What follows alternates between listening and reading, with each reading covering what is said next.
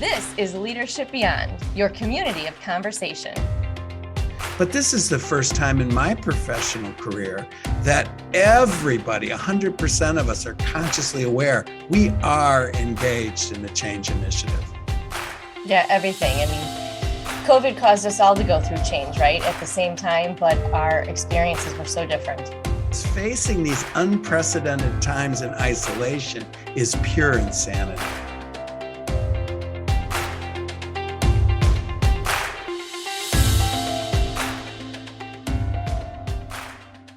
Hey everyone, at our Leadership Beyond community, Tom and I are back again. I'm having a beautiful Monday morning on my deck, and we're keeping it casual. So we were hoping to bring Dolores to you this week so she could dig further into the acronym LOCAL that we introduced in our last publication.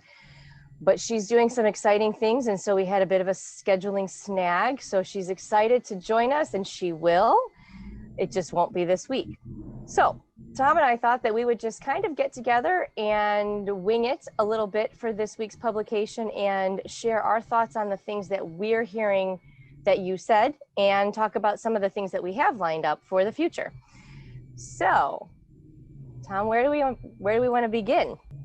I want to begin with how excited I am to be in this community of conversation, because there's a lot on everybody's mind. There's some anxiety and some excitement, and we need more conversation.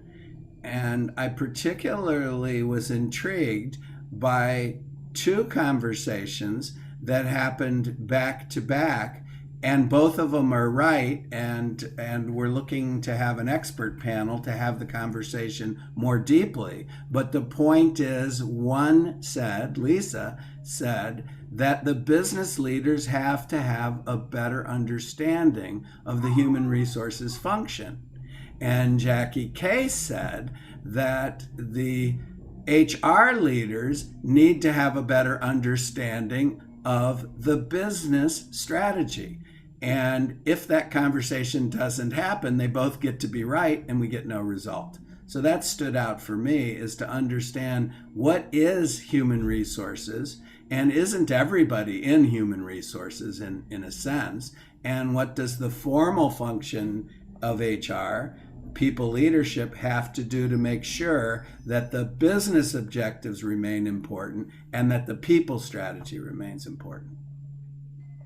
Yeah, and my friend Eric Zemetitis said something very similar in his role in HR and healthcare, that he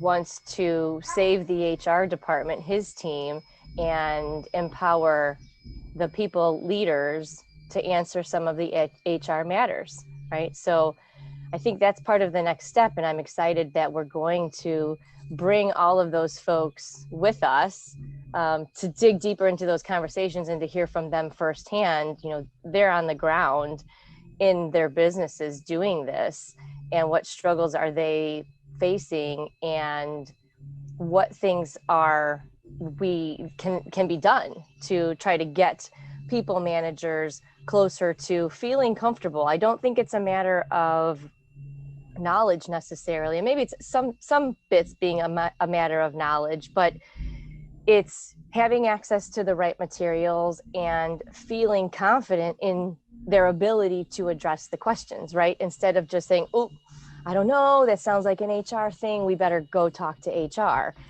How do you build that confidence? And that, I mean, I think, Tom, that's in your wheelhouse. Yeah, and I think what we have to understand is that the just the flattening of the hierarchy isn't going to accomplish it, because we can't have top down hierarchical, the old structures won't work, but just flattening them doesn't work either, because what I'm seeing is a lack of clarity on who's responsible for what.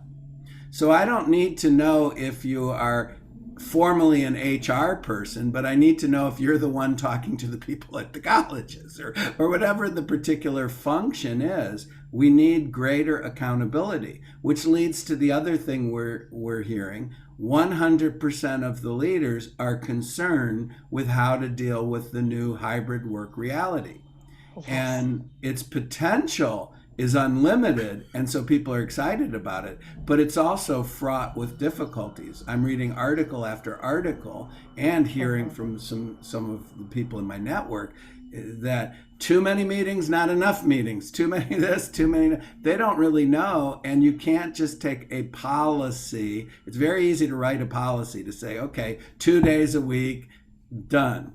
But we really need to Right. understand who are the people, how are they wired, and what season are they in? Are they have small children? Do they have elderly parents? What are their needs? And then what kind of work can be done? And then what conversations need to happen? And all of that will not work unless you map it out with real people in real circumstances. The concept is very easy to say, okay, we're going to allow it, we're not going to allow it, we're going to allow this much, we're not going to allow this much, but it's not going to work. It has to be an iterative process. So it's a leadership function, no matter how you slice it. And I like what you said, Tom, about bringing in how people are wired, right? It's data. We've got the capability to share that, where you are actually bringing in true data, and we've got some great speakers who we're lining up to bring to this community. We can't let the cat out of the bag yet, but it's coming, right? As soon as we get him scheduled, it's amazing. Tom, you said this morning you were blown away. Blown away by the simplicity and the power of what he showed me. Yeah. And bringing, I mean, I think if there were ever a time when people data, understanding, truly understanding at the heart of how your people are feeling and how they need their environment to be to perform well, it is now. You know, as I'm hearing so many organizations and the HR leaders and the people leaders figuring out, what does this look like for our people in terms of, do you want to come back to work, do you, or to the office, do you not want to come back to the office, what's that right blend? You know, like you said, to dictate that there's, okay, it's 2 days a week. I heard one company, instead of having 2 days a week, it's 8 days a month, and you have the flexibility within that month to shape those days in, and they're not tracking it. So if you come in 6 days, that's okay. If you come in 10 days, that might be okay, but that could become a desk scheduling issue, right? So then you have to start thinking, there's so much. It's the Yeah. people and how they're framed and how they're thinking and feeling about it. As I mentioned last week in my post, it's the people that they're leaving when they go to the office and what's happening at home because they're leaving. So there's that consideration that, of course, has an impact on your employees. And then it's the technology to make it all run smoothly when you are in the office, so that people aren't trying to get to the same desk or there's not enough desks. It's so much to think about. It is a lot to think about, and I'm going to put you on the spot here No and boy. ask you, as a global change leader, what do you think is the biggest pitfall that people are likely to fall into in managing the change regarding talent strategy? Well, I think it goes back to the pitfall that we always fall into, and that is not communicating effectively. I think everything always comes down to communication, in my mind, you know, with the right people asking the right questions at the right time, even, because it's not just let me say everything I have to say and dictate how it's working, but it's gaining that feedback. So it's that two-way communication with every level of the organization, not just at the top, not just at the bottom, you know, everywhere in between, and frequently, and, you know, in a dialogue rather than a monologue. Well said, Adrienne. And I would like to summarize, and as well as the exciting interview we have lined up that Adrienne is not telling who this is, but we're excited about it. We set the sail for a leadership beyond, and we are hearing from some people, and we've got some quotes, and we've got some expert panels lined up. So we're excited. And she mentioned that the locals interview with Dolores is coming in the next few weeks. But I would like to use this opportunity. We want to stay true to the name, a community of conversation that's fostering a leadership beyond.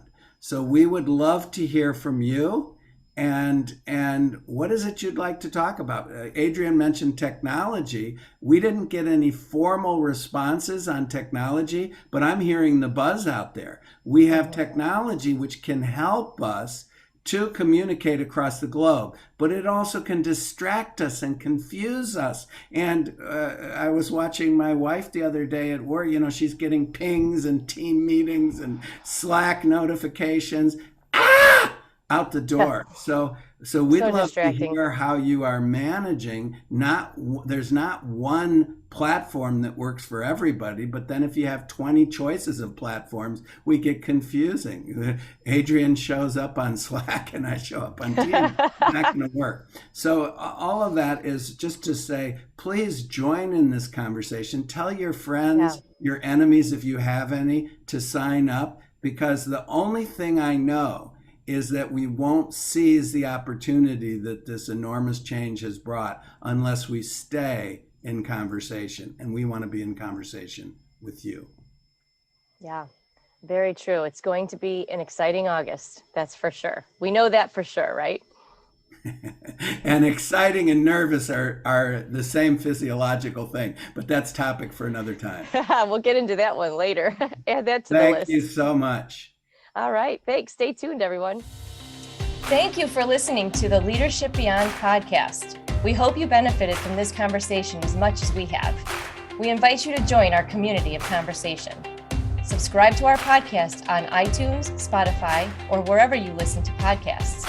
Don't forget to sign up at aleadershipbeyond.com for free materials and updates.